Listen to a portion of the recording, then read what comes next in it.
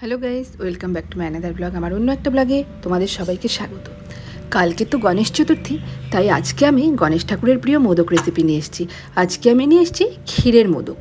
তো দেখতে থাকো, একদম ঘরোয়া উপকরণে কীভাবে ক্ষীরের মোদক বানানো যায় অল্প সময়ে, সেটাই তোমাদের দেখাবো।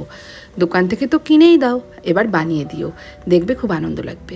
এর জন্য 1/2 কিলো দুধ আমি একটু ঘন করে নিয়েছি, বাদাম ভেজে গুঁড়ো করে নিয়েছি, কিশমিশ খেজুর কুচি করে নিয়েছি, ড্রাই নারিকেল, চিনি, সামান্য ময়দা, ঘি, মিল্কমেড আর মোদক মোল্ড। প্রথমে কড়াইতে আমি 1 চামচ মতো ঘি দিয়ে ময়দাটা সামান্য ভেজে নেব।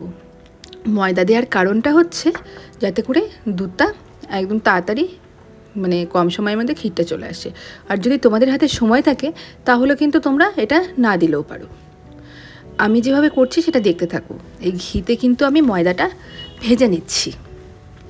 আর ভাজা বলতে একদম কিন্তু লাল করে তোমরা ভেজো না, কারণ লাল ভাজলে কিন্তু মোদকের কালারটা লাল চলে আসবে, তাহলে ভালোই লাগবে না একদম। তো আমি সেই জন্য 2 থেকে 3 মিনিট মতো এটা হালকা ফ্লেমে ভেজে নিলাম। আরও 2-3 মিনিট ভেজে ফিরে আসছি তোমাদের সামনে। দেখো আরও 2-3 মিনিট ভাজা হয়ে গেছে। এবার এখানে আমি ঘন করে রাখা দুধটা দিয়ে দেব। তোমাদের এই জায়গাটায় বলছি, তোমরা যদি চাও তাহলে কিন্তু ময়দাটাকে নামিয়ে নিয়ে দুধটাকে আরও ঘন করে নিতে পারো। দেখো এখানটায় কিন্তু আমি তারপরে যে একটু সামান্য এখানটায় ময়দাটা একটু দলাচ্ছে, সেটা আমি ছাড়িয়ে বাকি দুধটাও দিয়ে দিয়েছি। তোমরা চাইলে কিন্তু দুধটাকে ঘন করে তারপর কিন্তু ভাজা ময়দাটা অ্যাড করতে পারো, সেটা করলেও কিন্তু খুব ভালো হবে। তো আমি এইভাবে অ্যাড করে দিয়ে এবার নেড়ে চেড়ে দুধটাকে একটু ঘন করে নেব, মানে ক্ষীর বানিয়ে নেব। এইবার খুব সুন্দর কালার এবং সেন্টের জন্য দিয়ে দিচ্ছি কেশর। তো দেখতেই পাচ্ছ 5 মিনিট জাল দেওয়ার পর দুধ কতটা শুকিয়েছে বন্ধুরা, অনেকটা কিন্তু শুকিয়ে গেছে। আরও 5 মিনিট জাল দিয়ে ফিরে এলাম বন্ধুরা। এই দেখো দুধে কিন্তু সাইড দিয়ে সরসর অলরেডি জমতে শুরু করেছে। আরও 5-7 মিনিট পর একদম অর্ধেকই হয়ে গেছে, দেখতেই পাচ্ছ। এইবার কিন্তু এখানটা আমি মিল্কমেড অ্যাড করে দিচ্ছি। তোমাদের আবারও বলছি, তোমরা যদি এই প্রসেসে করতে চাও করতে পারো, বা আরেকটা যে প্রসেস আমি বললাম, ময়দাটা ভেজে তোমরা নামিয়ে নিয়ে দুধটাকে আরও ঘন করে তারপর ময়দাটা অ্যাড করতে পারো। দুটো প্রসেসে কিন্তু করতে পারো তোমরা, যেটা তোমাদের সুবিধা হয়। আরও 5-7 মিনিট ঘন করার পর বন্ধুরা দেখো কতটা সুন্দর ক্ষীরটা চলে এসেছে। আর এই দেখো ক্ষীরটা কিন্তু আমার একদম তৈরি। এবার শুধু ঠান্ডা হলেই জমে যাবে ক্ষীরটা। এদিকে এবার পুরটা বানিয়ে নিচ্ছি। পুরের জন্য আমি যে কাজু কিশমিশ কেটে রেখেছিলাম তার মধ্যে দিয়ে দিলাম বাদাম গুঁড়ো, তার মধ্যে দিয়ে দিলাম ড্রাই নারকেল। নারকেলটা কিন্তু অপশনাল, ড্রাই নারকেল যদি তোমাদের না থাকে তাহলে কিন্তু না দিলেও চলবে। এবার দিয়ে দিলাম সামান্য চিনি গুঁড়ো। তো যেহেতু আমি যে ক্ষীরে মিষ্টি দিয়েছি, সেই জন্য মিষ্টিটা কিন্তু তোমরা তোমাদের স্বাদ অনুযায়ী দিও। তারপরে আবার মিল্কমেডও দিচ্ছি, সেই জন্য পুরে কিন্তু আমি মিষ্টিটা কম দিয়েছি।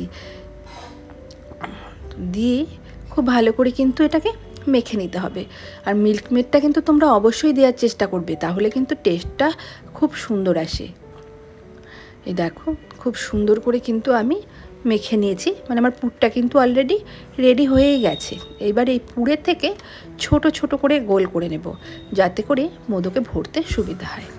এদিকে ক্ষীর ঠান্ডা হয়ে গেছে, আমি ক্ষীরটাকে খুব সুন্দর করে একটু মেখে নিচ্ছি, কারণ ক্ষীরটাকে মেখে নিলে তাহলে মোল্ডে ঢোকালে ফাটবে না। দেখো ক্ষীর মাখাও কিন্তু অলরেডি হয়ে গেছে। এবার একটু ঘি দিয়ে ভালো করে মোদক মোল্ডটাকে লাগিয়ে নিতে হবে, যাতে করে মোদকটা খুব সুন্দরভাবে ছেড়ে আসে। আর তোমরা কিন্তু একবারে ভয় পেও না, কারণ ক্ষীর কিন্তু একটু সামান্য নরম হয়। তো সেই জন্য একটু ভালো করে ঘি মেখে নেবে, তাহলে দেখবে মোদকটা খুব সুন্দর ছাঁচও উঠবে আর ছেড়েও যাবে। এই দেখো এইবার এখান থেকে একটুখানি ক্ষীরের পুর নিয়ে, ক্ষীর নিয়ে আমি মোদকে ঢুকিয়ে দিচ্ছি মোদক মোল্ডে। আর মাঝখানটা সামান্য গর্ত করে নিলাম, নিয়ে এইবার এখানটায় যে পুরটা বানিয়েছিলাম বাদাম ড্রাই ফ্রুটসের, সেই পুরটা অ্যাড করে দিয়ে মুখটা একটু চেপে দিলাম। আর এইভাবে তোমরা একটু চেপে দেবে, তাহলে কি হবে, ভেতরে চাপে ডিজাইনটা ভালো হবে। তো এইবার দেখো বন্ধুরা খুলে দেখাচ্ছি যে কতটা সুন্দর হলো, দেখলেই বুঝতে পারবে। এই দেখো বন্ধুরা মোদক কিন্তু তৈরি, দেখতেই পাচ্ছ কতটা সুন্দর হয়েছে। এইভাবে আমি সবগুলো মোদক বানিয়ে ফিরে এলাম তোমাদের সামনে। দেখো বন্ধুরা দেখতে পাচ্ছ তো, একদম দোকানের মতো লাগছে তো বন্ধুরা, কালার বলো দেখতে বলো, আর টেস্ট কিন্তু অসাধারণ হয়, একদম দোকান ফেল করে যাবে, এতটাই টেস্টি হয়। তো বন্ধুরা আমি তোমাদের এবার রিকোয়েস্ট জানাচ্ছি, প্রত্যেকবার তো তোমরা দোকান থেকে কিনেই দাও গণেশ চতুর্থীতে, এইবার তোমরা ঠাকুরকে প্লিজ একবার নিজের হাতে এত কম সময়ে বানিয়ে দেখো, বানিয়ে দাও, দেখবে তোমাদের নিজের মনকেও মানে মনেও শান্তি লাগবে। তো কেমন লাগলো ভিডিওটা বন্ধুরা আমাকে কিন্তু অবশ্যই কমেন্টে জানিও। আরও বেশি করে আমার চ্যানেলকে লাইক শেয়ার করো, সাবস্ক্রাইব করো। ধন্যবাদ সবাইকে।